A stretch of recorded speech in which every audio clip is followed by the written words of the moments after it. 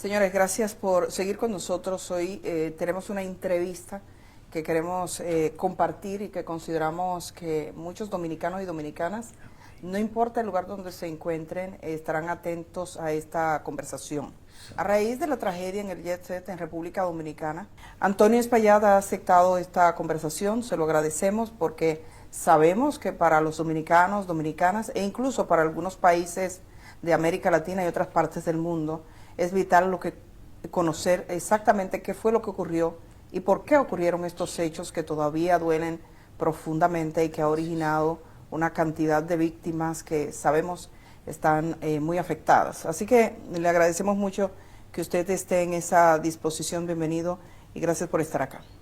Muchas gracias, Edith, por esta oportunidad de poder hablar contigo y con toda la nación. Lo primero sería preguntarle cómo se enteró usted de lo que pasó en el Jet Set. Yo estaba en Estados Unidos en una feria de televisión y radio que hacen todos los años en Las Vegas, se llama NAB, donde exponen todos los equipos, tanto de radio como de televisión, y todas las nuevas tecnologías. Las Vegas tiene una diferencia de horas con República Dominicana, aproximadamente de 3 horas. En el momento en que esto ocurrió, yo recibí una llamada de mi hermana a las 10:30 de la noche, hora Vegas, que era la 1:30 de aquí, y me llamó debajo de los escombros y me dijo: Antonio, ha pasado algo increíble, escuchamos una explosión y todo el techo se ha desplomado y estamos todos debajo aquí de escombros. Inmediatamente ella me dijo eso. Yo le dije a ella: Maribel, no te preocupes, yo voy para el aeropuerto enseguida y arranco para Dominicana. Fui a mi habitación, recogí y me fui inmediatamente al aeropuerto. Tuve la suerte de conseguir un vuelo a las 12:30 de la noche, hora de allá, que por suerte se había retrasado 1 hora, salió a la 1:30 y por ese retraso pudieron montarme. ¿Usted tenía en ese momento una idea de la magnitud de la tragedia? No tenía idea. ¿Qué usted pensaba que había pasado? No tenía idea de decir, pero ¿cómo se puede caer un techo? O sea, yo no tenía ningún tipo de idea de qué pasó y estaba muy preocupado. Pero digamos el alcance, ¿pensó que habían muertos? Desde el primer momento usted fue informado de que habían personas fallecidas. No, ella me dijo, porque ella misma no sabía, ella estaba debajo de escombros. Okay. Ella me dijo, estoy debajo de escombros. Entonces, yo no pensé nada, yo de verdad, fue una preocupación tan grande por lo que hubiera pasado y pensé también, tenía todos los amigos que tenía ahí adentro también, que siempre van. Y yo dije, wow, o sea, qué catástrofe. Y cogí para el aeropuerto y lo único que tenía en mi mente es que tengo que llegar, tengo que ver qué hago, tengo que ayudar, tengo que estar ahí. Y tomé ese vuelo a la 1:30 de la mañana y llegué a Atlanta. Ahí se me retrasó el vuelo de Atlanta a Santo Domingo otra hora y vine llegando aquí al país tipo 3:30 de la tarde. ¿Y hasta ahora cómo ha sido la conexión suya? Supongo que en ese momento cuando usted llegó fue al hospital, fue a un centro, fue al lugar de los hechos. ¿Qué usted hizo? ¿Qué ha podido hacer? Cuando llegué fui directo a mi oficina, que estaba mi familia ahí y estaban unos amigos para que me informaran qué había pasado. Ya estaba muy avanzado todo, me dieron la información de todo lo que había pasado y me recomendaron que por un tema de seguridad no fuera, porque ya estaban los ánimos caldeados y demás, y que no se podría saber qué podría pasar en torno a mí. Entonces, por eso decidí quedarme ahí. Y me quedé ahí y desde ahí fue que hablé y dio el mensaje que usted di el mensaje de que estaba en el país y todo lo que dije en el mensaje. Usted sabe que la gente se pregunta básicamente qué fue lo que pasó. ¿Usted sabe qué fue lo que pasó? El primero que quiere saber qué fue lo que pasó soy yo. inclusive, como le estoy diciendo, de casualidad, yo estaba en ese viaje, si no, yo hubiera estado ahí.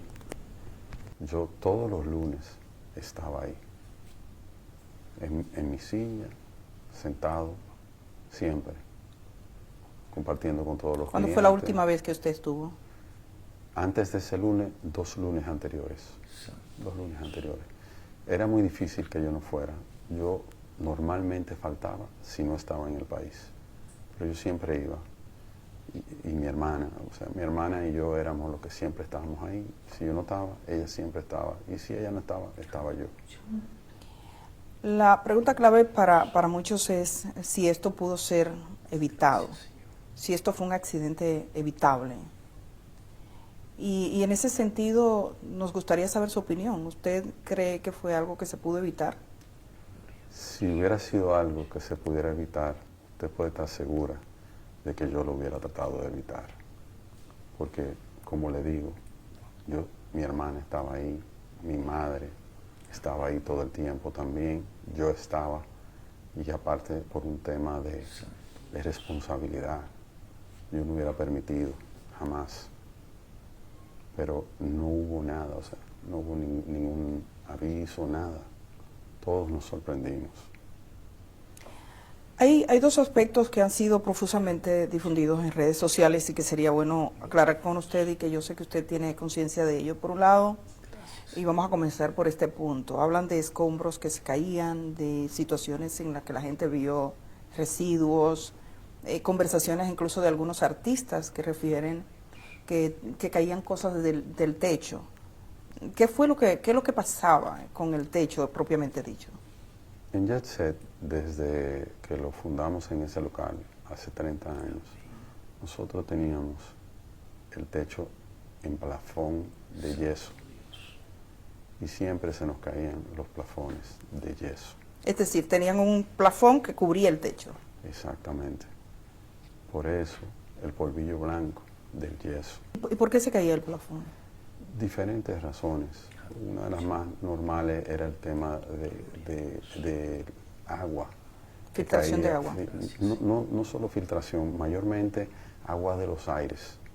De que los aires se condensaban, de que si los drenajes se tapan, cosas normales de aire acondicionado que no nos dábamos cuenta porque los plafones de yeso no se abomban. Los plafones de yeso absorben toda el agua, el yeso se pone pesado y cae.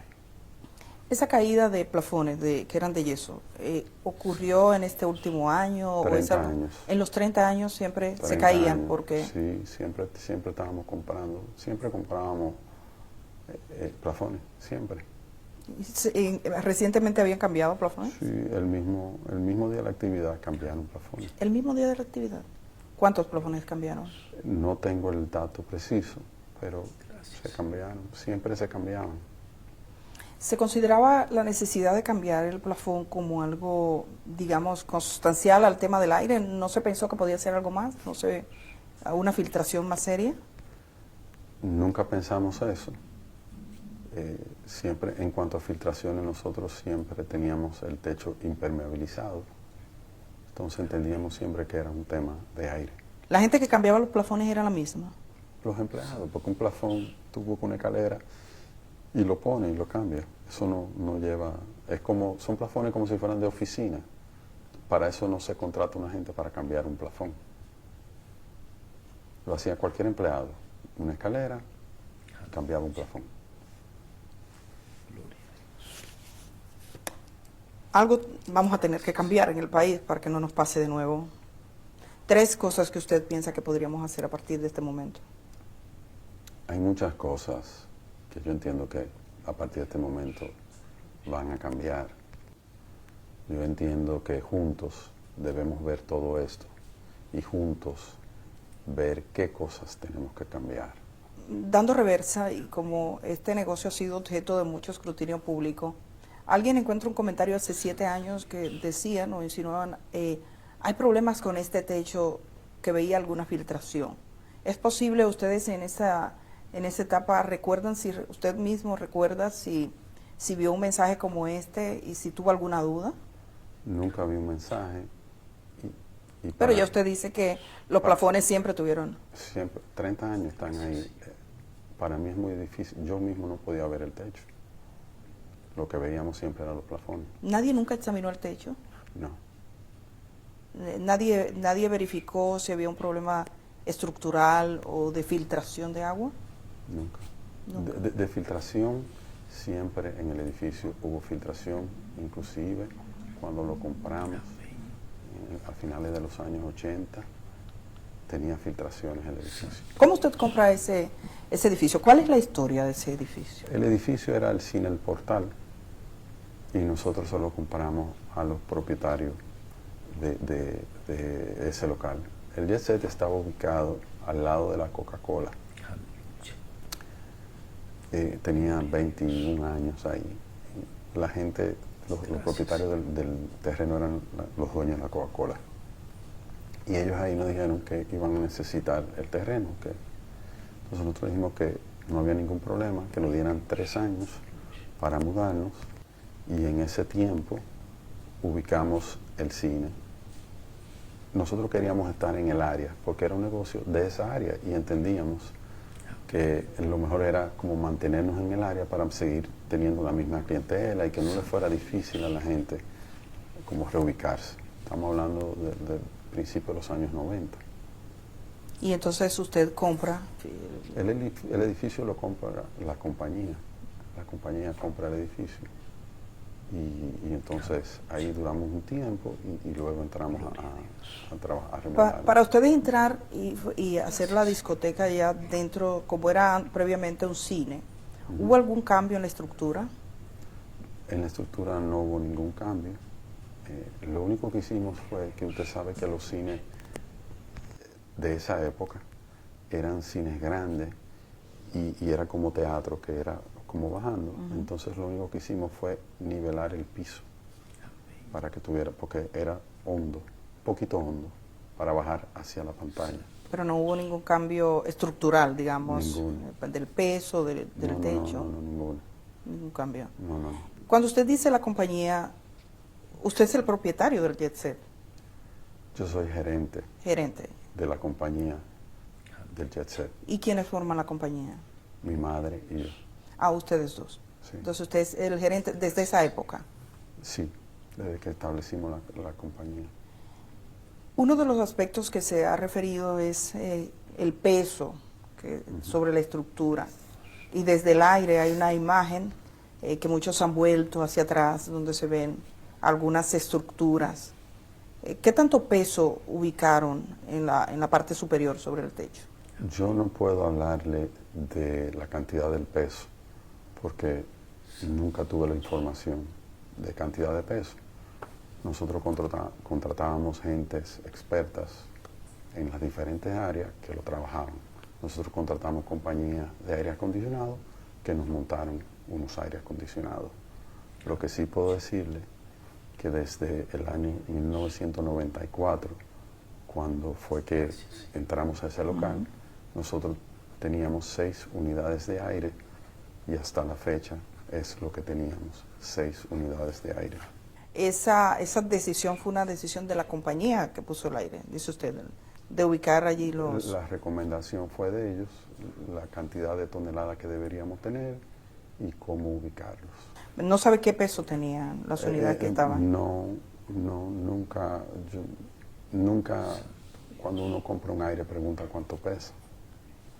Esa estructura no fue sometida nunca a un escrutinio de decir, digamos, en términos estructurales, un ingeniero, un arquitecto que verificase la estructura en sí misma. No. Y por parte del Estado Dominicano, como ustedes tenían un lugar que era un centro donde iban personas, ¿alguna vez hubo algún tipo de inspección? No. ¿Y qué piensa usted de eso? Bueno, pienso que si no la hubo es porque no había la costumbre de hacerlo tal vez con los demás negocios tampoco. Lo que siempre fueron temas de bomberos, temas de ayuntamiento, pero que si basura, pero nunca nada temas estructurales ni de edificio. ¿Cómo se siente usted por esto que ha ocurrido? Ha caído un techo y la gente quiere respuestas. Y estamos hablando, quizás pensando sobre todo en aquellas personas que han sufrido la tragedia de un modo más duro, más fuerte, perdiendo a alguno de los suyos. Entonces, digamos que usted no está hablando conmigo, sino con esa gente. ¿Cómo esa gente que está procurando respuesta, cómo cree usted que es el modo adecuado de obtenerla? Lo primero que quiero decir es que yo tengo un dolor muy grande y que lamento en el alma todas las pérdidas. Nunca hubiera querido que esto pasara, jamás, jamás. Yo, desde que esto pasó, no he tenido vida. Y yo mismo quiero saber qué pasó. El primero interesado en saber qué pasó soy yo.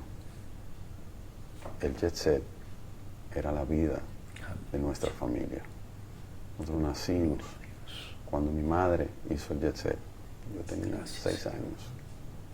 Nosotros nacimos con el jet set. Jet set era nuestra vida, fue nuestro sustento, fue nuestro todo. O sea, usted no se puede imaginar el dolor que nosotros llevamos, la impotencia de vivir una circunstancia como la que estamos viviendo. Nunca nos lo imaginamos, ni nunca hubiéramos estado preparados para lo que estamos viviendo. Entiendo sobremanera el dolor de todos. Yo lo entiendo. ¿Quién quiere? O sea, ¿cómo no nos va a doler que uno pierda un ser querido? Emocionalmente, usted dice, no ha tenido vida.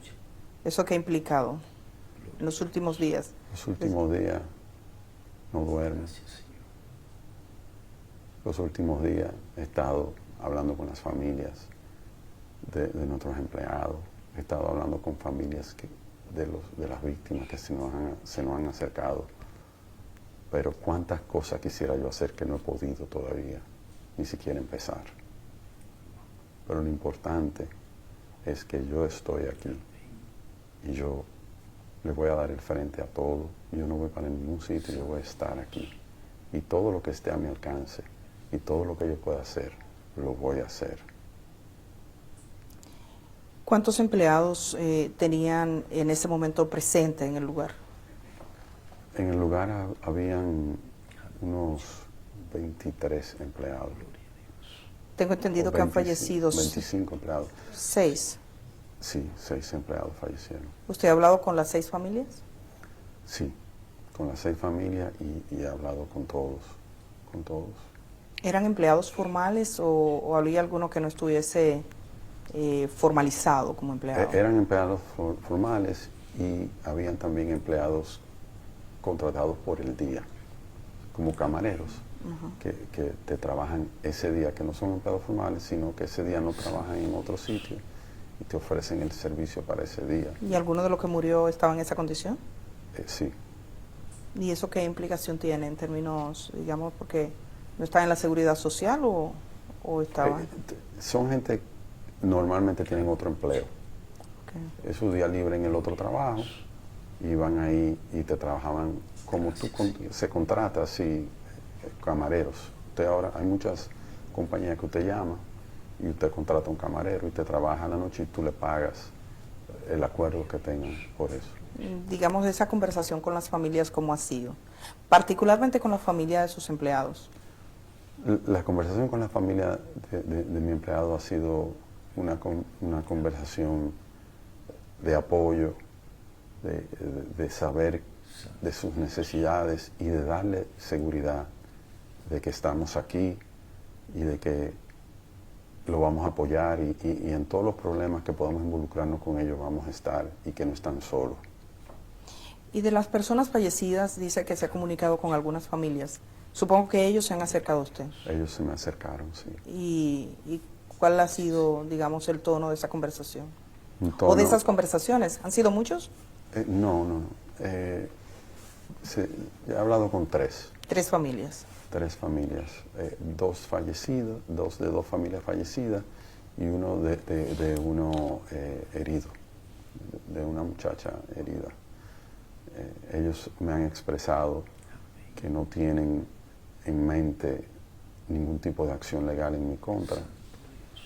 Me han expresado que entienden mi dolor y lo que hemos hablado es de cómo juntos podemos ayudar aparte de esa familia. Un ejemplo, uno de esa familia que vino tiene 2 niñas que quedaron huérfanas, entonces tenían un tema con el colegio, que cómo podemos ayudar, y estábamos sentados viendo a ver cómo podemos ayudar de que esas niñas no pierdan su año y de que terminen su carrera de colegio y hasta más podría ser. Eso es lo que hemos hablado.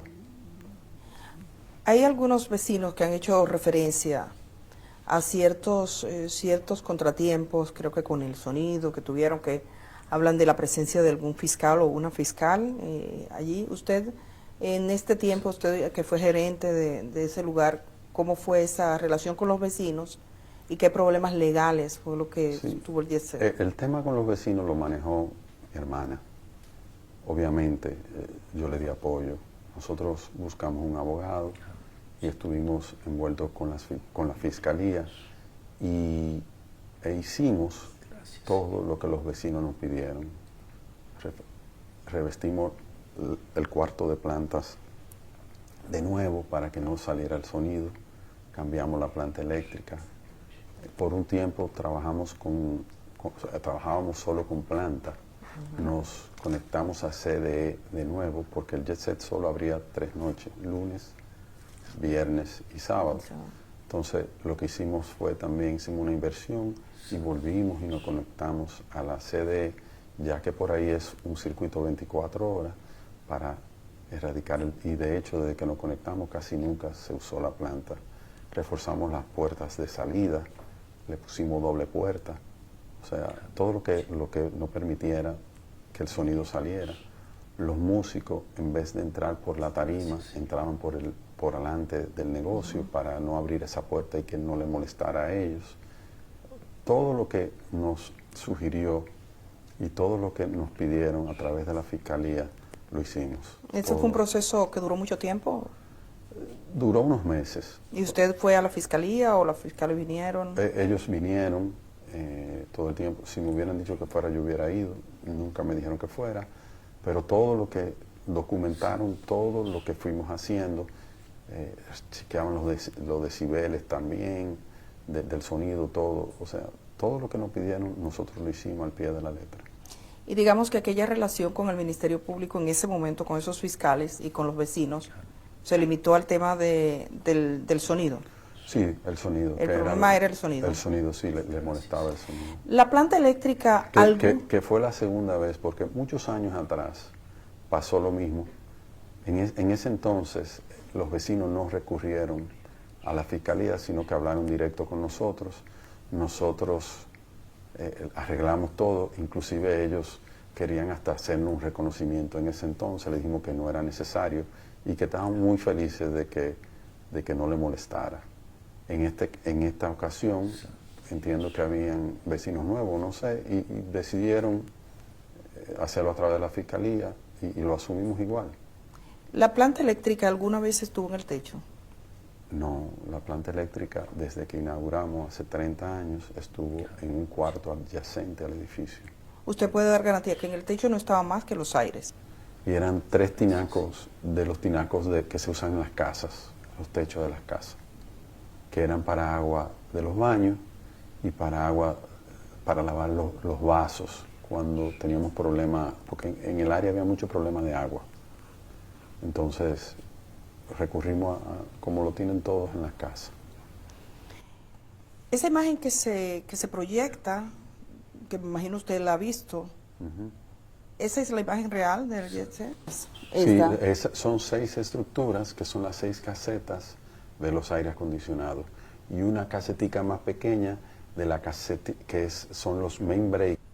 Pero y se ve como un cuadro, como si fuera cuadrado. ¿Por qué se ven así? Como si fuera cubierto, como si estuviese... Ok, los aires acondicionados nos recomendaron que lo techáramos con una caseta de aluzinio porque el salitre es muy fuerte, ahí estamos muy pegados al mar Entonces los aires, para que nos duraran un poco más, ellos dijeron, para el mantenimiento y todo lo demás, hágale unas casetas de alucín y así ellos pueden durar más. Y se le hicieron las casetas de alucín. ¿Y eso lo recomendó la empresa que lo instaló? En el momento, estamos hablando de hace como 10 años. Pero fue la empresa que lo Sí, colocó. sí, todo. Que tengo entendido que esa parte de los aires están al aire libre. No, porque hay diferentes tipos de aire acondicionado. Uno le llaman split, otro le llaman de paquete. Lo que son split son dos tipos de aire. Son unos aires que tienen el condensador, que me parece que es el que está techado, y el equipo afuera. Que ese no importa que se oxide, es el condensador que hay que cuidar. Muchos ojos se viran hacia el techo, hacia lo que ocurría. La manera en que el agua se filtraba, ¿era del techo mismo o se suponía que había algún tipo de conexión desde abajo? Es decir, nunca usted dice que no se suponía que estuviese filtrando el agua, pero estaban arriba los condensadores. ¿Cómo se suponía que esa agua llegaba a los plafones? Cuando ellos lo estudiaron, cuando lo analizaron. Los aire acondicionados, su tubería condensa y tienen también los desagües. Esos desagües, porque ya se tiene alfombra, esas alfombras levantan mucho polvo y los aires se tapan. Cuando se tapan, te tapan el desagüe, cosas así, según me explicaban los expertos del por qué. O sea, entiendo.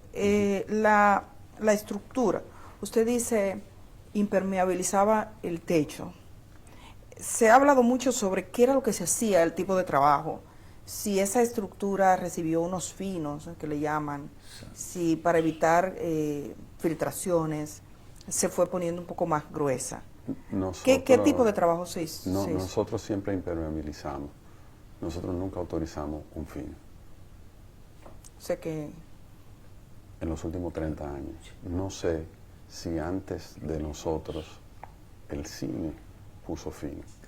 Nosotros siempre impermeabilizamos.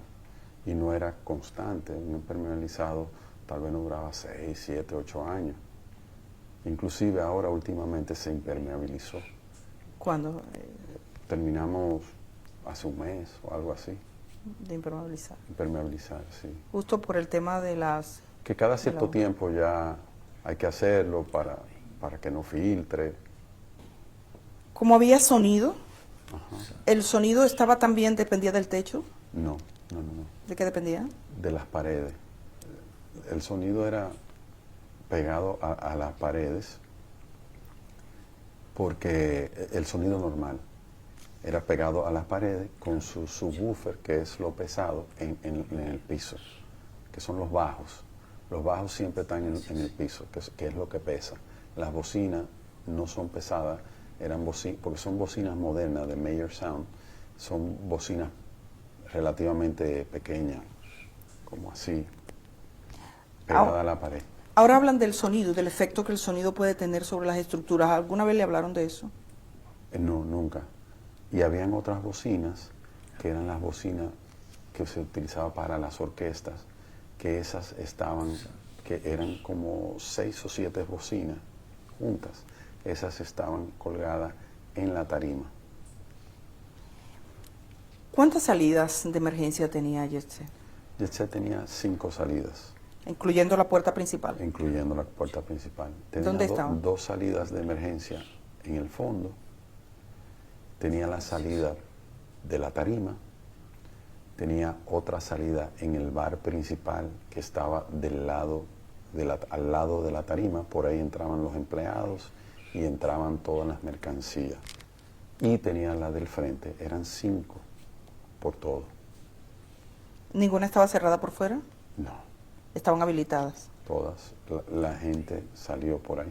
¿Alguna remodelación se hizo? Sí, en 2 ocasiones. En el año 2000 se remodeló. ¿En el año 2000? Y en el año 2015. ¿Qué se hizo específicamente? Mayormente cambio de tapicerías, alfombras, sillas, mesas, básicamente, y anexos fuera de la estructura. Fuera de la estructura. O sea, que no implicaba un peso No, para la estructura. no. Y cuando se hizo esa remodelación, ¿fue un personal calificado? Sí, todo lo que nosotros hicimos siempre contratamos ingenieros, expertos en el área. Y nunca nadie se fijó, nunca nadie miró.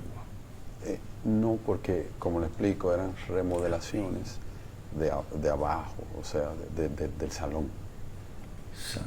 Telas, alfombras, sillas, bares, decoración. Cuando se puso arriba que usted decía que se impermeabilizó, ese personal tampoco notó nada. No notó No. la posibilidad de un quiebre. No. Pero ese personal que ponía la impermeabilización, ¿qué capacidad tenían? ¿Había algún ingeniero entre ellos? ¿Usted contrataba empresas?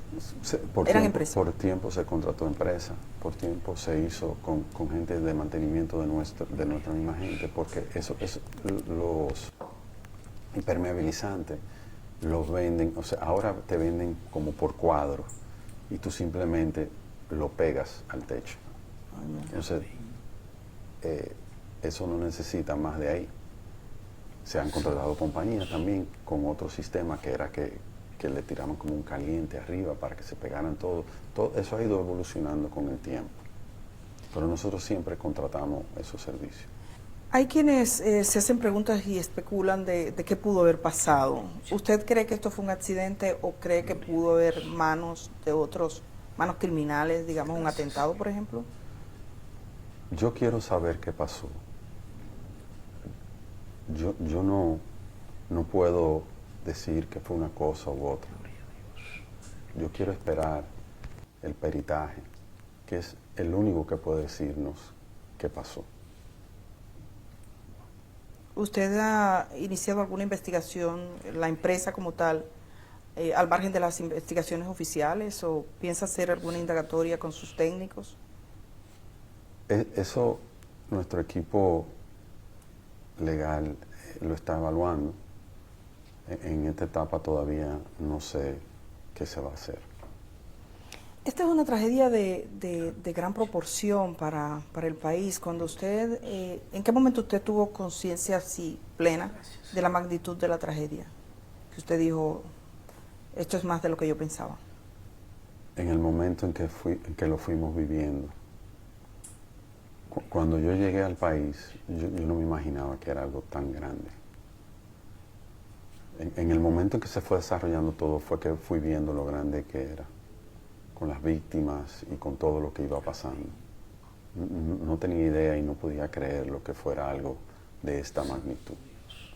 ¿Cómo era la dinámica del Jet Set semanalmente? Esa fiesta de los lunes con los artistas, ¿cómo era esa dinámica de forma normal? ¿Cómo se vendían? ¿Cómo eran los tipos de contrato? ¿Cómo operaban? Nosotros teníamos ya demasiados años en el negocio. Nunca había contrato con los artistas, sino que simplemente una persona encargada de esa área lo llamaba, decía, ¿usted está disponible para cantar el lunes tal? Sí, pues perfecto. Esa era la dinámica. Que ustedes tenían. Sí, de toda ¿Y la se vida. vendían qué capacidad tenía de personas y cuántas había esa noche? El Jet Set tenía una capacidad de sentados 550 sillas. Ahí no cabía más. 550 sillas sentados. Sí. ¿Y esa noche cuántos lugares estaban ocupados? Esa noche tiene que haber habido un promedio entre empleados y clientes, un promedio de 500, y los músicos, un promedio de 510 personas, más o menos, 515 personas. Era un sitio que, aunque se veía muy grande por fuera, al ser todos sentados, no era tan grande. Si usted le quitaba todas las sillas, usted ahí, porque muchas veces hicieron fiestas que promotores alquilaban el Jet Set y hacían fiestas diferentes, con DJ parados, y ahí metían hasta 1000 personas, porque eran parados. Pero el tema de sentados limita mucho el espacio. Entonces, por más que usted quiera, pero eran unos shows. La gente bailaban, pero la mayoría de la gente lo que hacían era ver el show. Entonces no había tanto espacio. Ahí con 500 personas, 550 como mucho, ya eso estaba que no cabía nadie. Que no fue el caso de ese día. Ese día había espacio. O sea, que ese día había menos de 550 personas. Seguro, más o menos por ahí. Había una costumbre de tener como mesas. La gente tenía mesas para... ¿Usted tenía un lugar específico? Por eso le llamamos la familia Jet Set. Ahí habían clientes de 30 años.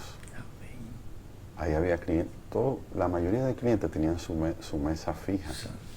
Llamaban, no a mí, yo no tenía, en ese sentido, yo no tenía esa relación, pero llamaban a su camarero y le decían, hoy voy o no voy. Si el cliente no iba, ellos la vendían a otra persona, pero siempre era la persona de esa mesa el que la tenía. Y eran muchos. Era mucha gente fija, o sea, era una clientela, era una familia. Siempre estaban ahí, eran los mismos. Esa noche la estrella que cantaba era Rubí Pérez. ¿Cómo fue su relación con él? Excelente, de toda la vida. Una relación de 30 años. ¿Qué usted le diría a sus hijas? He visto que una dice que considera que hubo negligencia. Yo le diría a sus hijas, primero, que lo siento muchísimo, que siento el dolor, que tengo un gran dolor porque perdí un amigo. Rubí era mi amigo, de muchos años. Y le diría que entiendo su dolor y entiendo todo lo que puedan estar viviendo y todo lo que estén pensando. ¿Qué tipo de medidas de seguridad tenían en el Jet Set? O sea, si fuera a evaluar, ¿cuáles eran las medidas comunes de seguridad? Porque estamos hablando de la gente que fue a un lugar a divertirse y pasa esto, nadie se lo espera, usted dice que tampoco. ¿Cuáles eran las medidas normales de seguridad que se adoptaban allí? La medida que se optaban en Jet Set eran medidas de seguridad, no de estructura ni nada de eso, sino de seguridad hacia los clientes. Teníamos como 6 seguridad, individuos que estaban ahí, que protegían, teníamos 2 en la puerta. Fue el primer negocio que prohibió la entrada de armas de fuego, inclusive a militares. O sea, no permitíamos las armas de fuego, teníamos que chequear bien eso. Y la seguridad cuidando a todo el mundo adentro. O sea, la medida de seguridad era muy... La gente se sentía muy segura y protegida. Y toda esta seguridad siempre estaban pendientes a que no hubiera ningún tipo de trifulca ni nada por el estilo. También me refiero al aspecto del entorno en sí mismo. Quizás, me imagino, usted es empresario y aspira a seguir siéndolo. Se lo pregunto, ¿usted va a seguir con sus mismos trabajos? ¿Piensa seguir, no? Claro. Hacia adelante. Claro. Algo cambió ese día, en la manera en que uno ve las edificaciones, en cómo uno mira el techo, los dominicanos, en cómo nosotros miramos el techo. Para usted, ¿qué ha cambiado? Y ese cambio es como si pudiéramos regresar en el tiempo, quizás estuviésemos tomando algunas decisiones. ¿Usted piensa que hay algo que tenemos que cambiar para que esto no se repita? Creo que esto ha pasado por algo. Creo que esto ha pasado para que todos revisemos y que todos estemos atentos a muchas cosas que ninguno estamos. Esto, independiente del gran dolor que representa para las víctimas, para nosotros y para la nación, esto también representa un despertar para muchos aspectos, de que estemos más pendientes de muchas cosas que ninguno estábamos pendientes. O sea, creo que esto es algo que va a servir positivamente para muchas cosas. El Jet Set tenía seguros, los negocios como este tienen seguros. ¿Qué tipo de seguros tenía? El Jet Set tenía un seguro que cubría todo lo que nuestros aseguradores nos recomendaron. todo lo que llevaba un negocio de ese tipo. ¿Cómo cuál es? Que si incendio, que si seguridad de personas, todo lo que conlleva. ¿Un terremoto? Terremoto, todo. Obviamente nunca pensaba, o sea, no tenía algo de que se cayó el techo. Aunque un terremoto podría originar la caída de un techo. Por, Pero cuando se por dio, ¿no? terremoto, sí. Pero nunca se hizo una evaluación previa. Los mismos seguros nunca tampoco hicieron una evaluación en ese sentido. No estoy seguro. Entiendo que tal vez no, pero no estoy seguro. Ha circulado una versión. Yo no tengo constancia de esa, pero tengo que tener la responsabilidad de preguntarle porque es la versión de que un ingeniero le sugirió a usted unas reparaciones por 4 millones de pesos y que le dijo firme aquí. ¿A usted le consta eso? Porque eso ha sido en redes sociales algo muy distribuido. Y entonces tengo la obligación de preguntarle, ¿eso que se cuenta en esa historia pasó? ¿Alguien le dijo alguna vez? ¿Algún ingeniero le hizo un presupuesto? Lo he escuchado. ¿Lo ha escuchado? Sí, lo he escuchado. Me enteré cuando lo escuché. Ningún ingeniero nunca se me ha acercado a mí con eso, ni de 4 millones de pesos, ni que arregle esto, ni nada. No tuvo ningún debate con un ingeniero sobre la estructura. No, no. ¿Y qué usted piensa? ¿Por qué ese tipo de versión? ¿Qué le puedo decir? Hay muchísimas otras versiones. Ahí hubo un señor que salió que rescató muchísima gente y no es verdad. O sea, en todo este suceso han habido muchas opiniones, mucha gente que han entrado, que han salido, muchas personas que han querido ser protagonistas de un u otro tema. Eso no es verdad. A mí nunca se me acercó nadie que aparte, con 4 millones de pesos, no se puede arreglar ni una esquina de un techo, como cuesta todo hoy en día. O sea, ahí solo vemos que a mí nunca se me acercó nadie. ¿Ni usted tuvo un diálogo con ninguna empresa para ningún tipo de reparación de ese tipo? No. ¿En el JET se hicieron reparaciones en algún momento? ¿Usted recuerda haber contratado a un ingeniero, por ejemplo, que mirara para una reparación? Porque a veces este tipo de profesionales está habilitado para decir, mirar un poquito más. Ningún tipo de reparación. Nunca se hizo. Ningún tipo de reparación. Hay, digamos, en términos de, y es la parte que más se debate en términos de la infraestructura, de cómo pudo pasar. Usted dice que se pregunta lo mismo. ¿Usted ha tenido la oportunidad de ver el lugar, de ver lo que pasó, de ver cómo se quebró? Vi el lugar y vi lo que quedó. Sí, yo fui. ¿Usted sí fue? Lo vi. Sí, lo vi. ¿Y qué sintió? ¿Qué pensó? Cuando lo vi, mi dolor se acrecentó. O sea, vi toda una vida. Vi todo.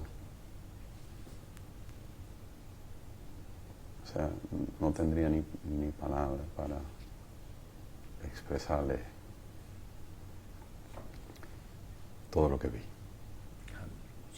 Sí, porque usted estaba vinculado emocionalmente también a este sitio. Nosotros nacimos con ese negocio, creado por mi madre. Y era un escenario habitual. Eso no faltaba. En diciembre nosotros tuvimos aproximadamente 20 fiestas con artistas en vivo. Yo no falté a una fiesta.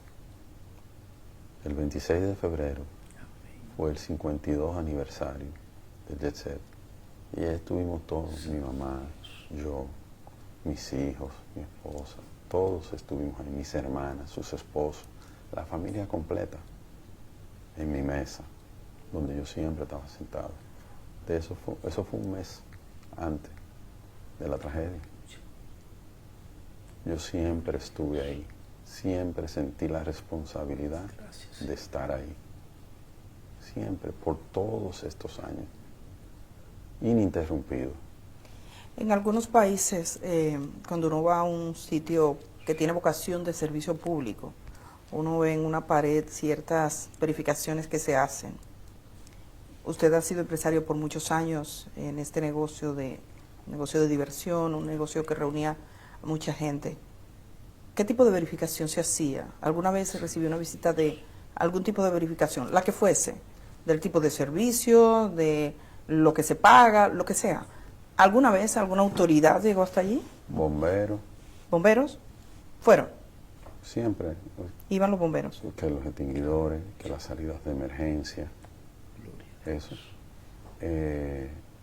La gente del tema del trabajo, en un tiempo siempre pasaban a ver la cantidad de empleados que tú tienes, las cosas rutinarias.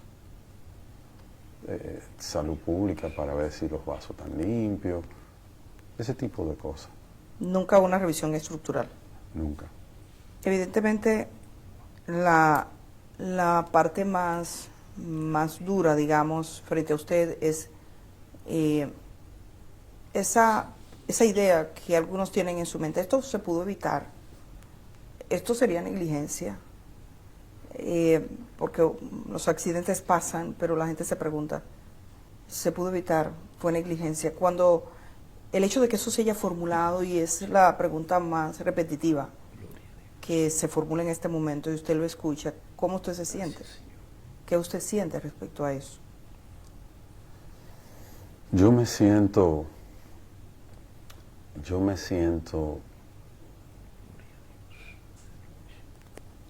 impotente, yo me siento, o sea, si hubiera habido algo que me hubiera llamado o que me hubieran dicho, mira, hay que chequear esto, aquello o lo otro, yo lo hubiera hecho.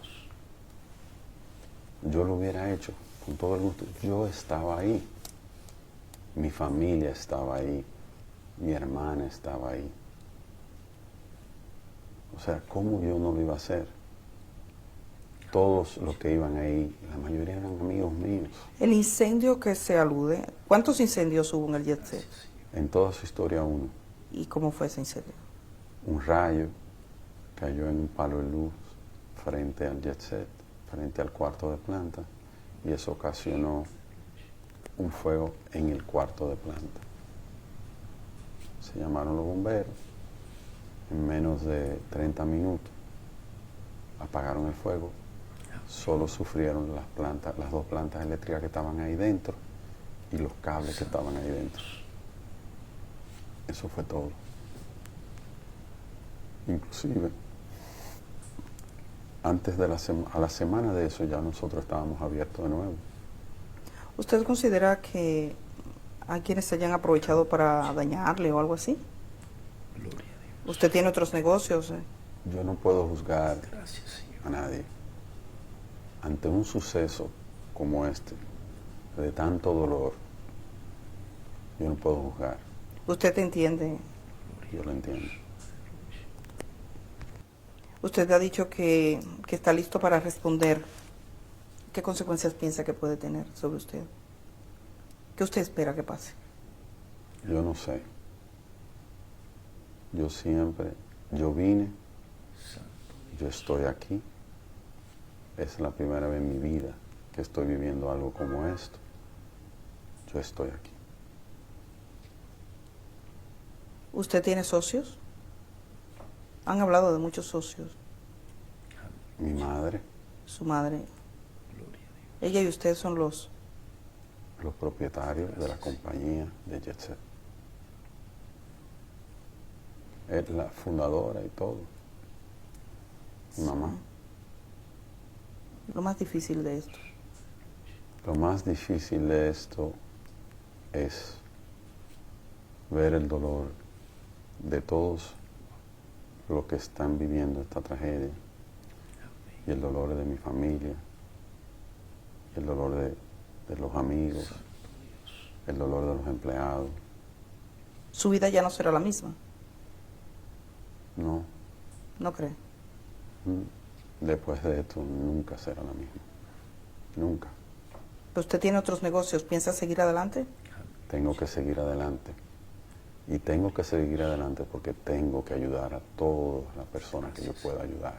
¿Qué es de cierto en que sus cuentas han sido de alguna manera inmovilizadas porque se estaba pasando dinero de una compañía a otra? ¿Eso ocurrió?